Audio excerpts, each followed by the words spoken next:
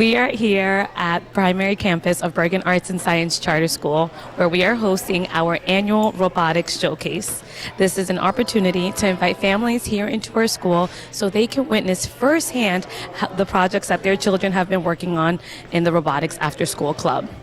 These projects require critical thinking, collaboration, and problem-solving techniques, and we are so proud of our kindergarten and first grade students who have taken on the challenge.